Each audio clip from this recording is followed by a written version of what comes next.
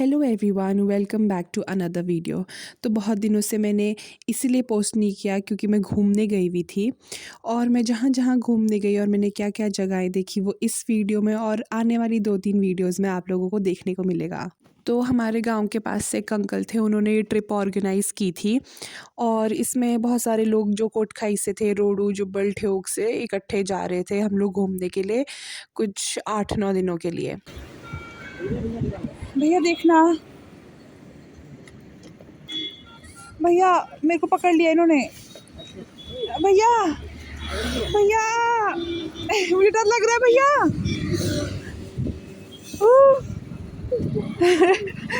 तो मैंने चंडीगढ़ से ही इन लोगों को जॉइन किया था और मैं इनको मिली थी नाडा साहिब गुरुद्वारे।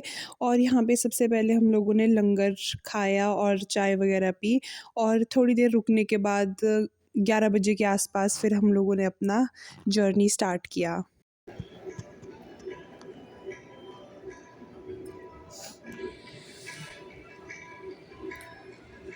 ये देखो हमारी शांति अम्मा, ये थाली भी अपने साथ लाए हैं, ग्लास भी अपने साथ लाए हैं, खाली बोतल भी अपने साथ लाए हैं। पसेरा डालने जा रही है अम्मा। Good night.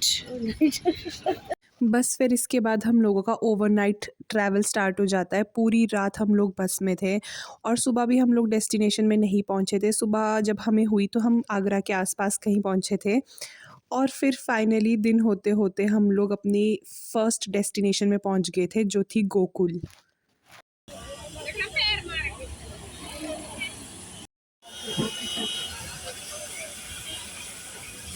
ब्रेकफास्ट करा दो होटल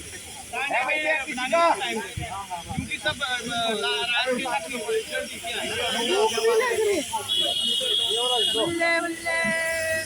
आएंगे। तो गोकुल में हम लोग ठहरे थे श्री कुआंवाला ब्रज धाम और ये आश्रम काफ़ी ज़्यादा अफोर्डेबल था। तो जब भी कभी भी आप बजट ट्रैवलिंग करें तो आप हमेशा हॉस्टल या आश्रम में रहना प्रेफर करें।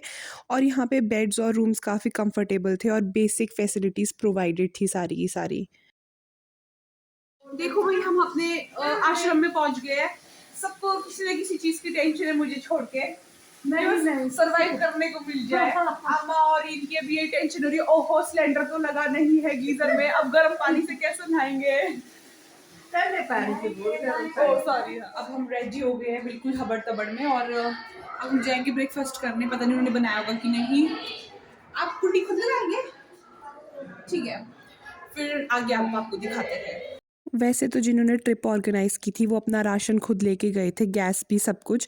बट आज हम लोग काफ़ी लेट हो गए थे तो हम लोगों ने वहीं बाहर ढाबे में अपना ब्रेकफास्ट किया और हम लोग इसके बाद चल पड़े सीधा अपने सबसे पहले दर्शन करने के लिए, जो थे नंद बिहारी भवन के।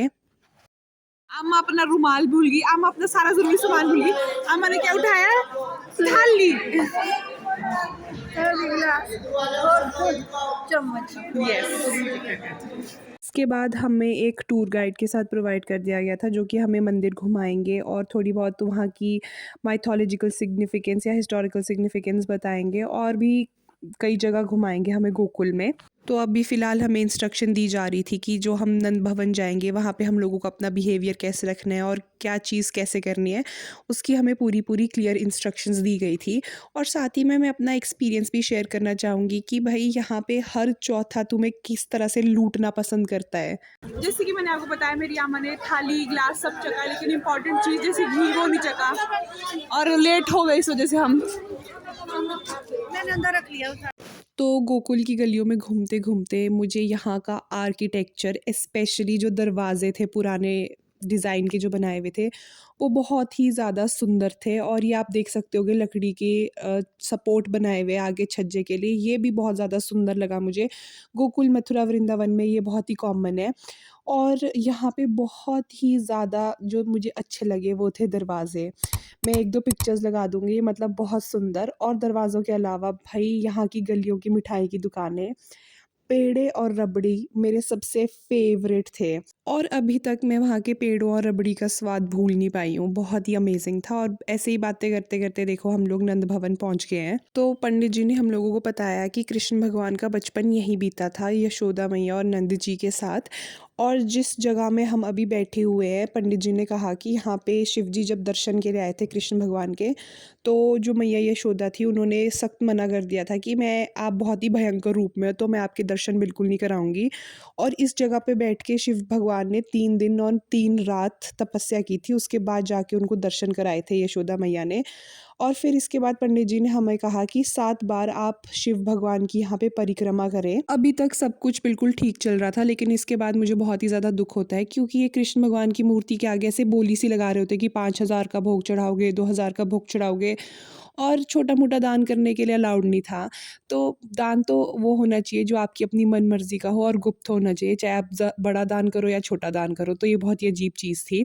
मेरे दान की रकम बहुत ही ज़्यादा कम थी जो कि वो लोग वहाँ पे एक्सेप्ट नहीं कर रहे थे, इसलिए मुझे चुपचाप बाहर आके शिव जी की मूर्ति के पास दान पात्र में अपना दान डालना पड़ा। और इसके बाद हमारे गाइड हमें यमुना घाट पे ले आते हैं दर्शन के लिए। कामना पूर्ण करके फिर बुलाना, फिर बुलाना, फिर बुलाना, फिर बुलाना, बढ़ा के बुलाना, बढ़ा के बुलाना, हंस लो, हंस लो।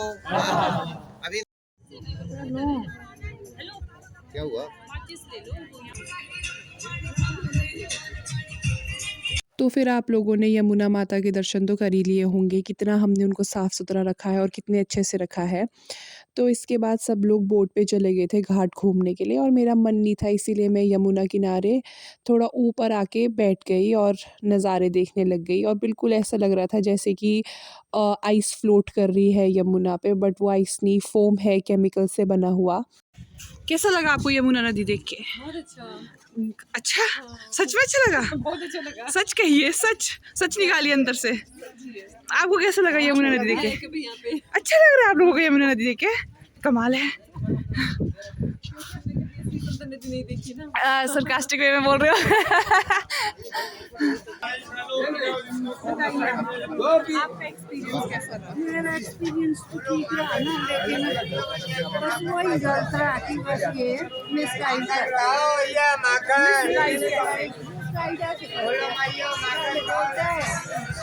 ऐसा करो, हम कहीं नहीं मांगते पैसे पूछे। यमुना दर्शन के बाद जो हमारा गाइड था वो हम लोगों को छोड़ के कहीं चला गया और हम लोग सब भटक गए। और फिर भटकते भटकते मैंने सोचा कि चलो पेड़े और रबड़ी खाते हैं, भटक तो चुके ही हैं। फिर जैसे तैसे हम लोग अपने आश्रम तक पहुंच गए थे और उसके बाद हम लोगों ने डिसाइड किया कि हम सब लोग जाएंगे मथुरा। अभी मेरी और छोटी आमा के साथ बहुत बड़ा स्कैम हो गया। हमको किसी ने बोला जाओ सो जाओ आराम करो, और यहाँ सब लोग बस में बैठे हुए थे और हम सोए हुए थे। फिर हम फटाफट भाग के आए अभी बस के पास पहुंच गए। हाँ, तो हम अभी मथुरा से होके आए हैं। तो वहाँ पे कोई भी गैजेट ले जाना अलाउड नहीं था, जैसे कि कोई भी मोबाइल फ़ोन या कैमरा कुछ भी। तो मैं ऑफकोर्स रिकॉर्ड नहीं कर पाई, बट मुझे बहुत ज़्यादा मज़ा आया क्योंकि बहुत ही मतलब टेंशन नहीं थी तो मैं कंटेंट रिकॉर्ड करने का। शांति से मैं मंदिर देख पाई और हर चीज़ देख पाई। आर्किटेक्चर काफ़ी ज़्यादा सुंदर था। यहाँ तक उसके पीछे का जो मॉस्क है मुझे वो बहुत बहुत ज़्यादा सुंदर लगा और मेरा मन था उसमें जाने का, बट अफसोस हम नहीं जा पाए। एंड हम लोग जा रहे हैं, थैंक यू। और अभी हम लोग जा रहे हैं वृंदावन। मुझे निधिवन भी घूमना था बट अब वो बंद हो गया होगा, पर हम अभी जाएंगे वृंदावन। और उसके बाद मैं आपको दिखाती हूँ, अगर मैं रिकॉर्ड करने दिया तो मैं आपको सब कुछ दिखाती हूँ। मथुरा के बाद हम लोगों ने डिसाइड किया था कि हम शाम के टाइम प्रेम मंदिर जाएंगे क्योंकि तभी वहाँ के नज़ारे देखने में सबसे ज़्यादा मज़ा आता है, लेकिन हम फिर से भटक गए। आमू शामू बड़ी टेंशन में।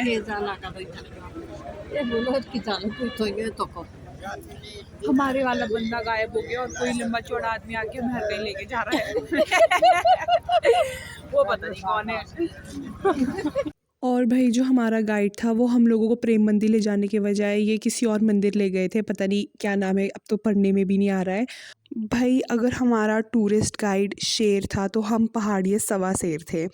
हमको बस मौका चाहिए कहीं पे भी फ़ोटो खिंचवाने का, और भाई सब लोगों ने फ़ोटोज़ खींचना शुरू कर दिया। और इनफैक्ट हम अकेले नहीं, पूरे के पूरे ग्रुप के लोगों ने फटाफट फ़ोटोज़ खींचना शुरू कर दिया। सबके सब इतना लेट हो रहे थे प्रेम मंदिर जाने के लिए क्योंकि वो 8:30 के आसपास बंद हो जाता है, लेकिन नहीं, हम लोग रुके नहीं। हम लोगों ने खूब फ़ोटोज़ खींची। फिर हम लोग बाहर निकले और फिर अपने गाइड को गालियाँ मार रहे थे कि ओहो ये तो हर हर किसी मंदिर ले गया, प्रेम मंदिर जाने के लिए देरी हो गई। फिर फाइनली हम लोग मंदिर से बाहर निकले और हम लोग प्रेम मंदिर की ओर निकले और यहाँ पे मेरी आवाज़ सही से नहीं आ रही थी, तो मैं वॉइस ओवर कर देती हूँ। और जब हम लोग प्रेम मंदिर के लिए निकले तो हम मतलब 8:30 तो बजने ही वाले थे, लेकिन बात ये हुई कि प्रेम मंदिर पहुँचने से पहले जो वहाँ का रास्ता था पूरी तरह से ब्लॉक हो गया। बहुत बहुत ज़्यादा भीड़ हो गई और इतनी भगदड़ मच गई कि लोग एक दूसरे को पीटने लग गए। और एक बहुत ही फ़नी चीज़ हुई, मैं आगे आगे भाग रही हूँ और मेरे पीछे एक ऑटो भाग रहा है। तो मैं ऐसे थी, ये ऑटो मेरे पीछे क्यों भाग रहा है? जब वो ऑटो रुका तो मैंने सोचा कि मैं ऑटो वाले को कन्फ्रंट करती हूँ। तो जब मैंने देखा तो ऑटो के अंदर ऑटो वाला ही नहीं था और खाली ऑटो मेरे पीछे भाग रहा था। It was actually very funny. और इस टाइम तक मतलब मैक्सिमम जितने भी मेंबर्स थे वो काफ़ी ज़्यादा फ्रस्ट्रेट हो गए थे और गुस्सा हो गए थे कि भाई हमें हर जगह घुमा दिया पर हम प्रेम मंदिर नहीं जा पाए, ऊपर से भगदड़ भी मच गई। लेकिन मुझे उस भगदड़ में भी बहुत ज़्यादा मज़ा आ रहा था। मैं मस्त लोगों को धक्का मार रही थी और मज़े कर रही थी। मुझे पता है मैं बहुत शैतान हूँ। बट आज का दिन इधर ही ख़त्म होता है और हम लोग वापस आके बस डिनर करते हैं और मैं आपको मिलूँगी दोबारा अगली वीडियो में।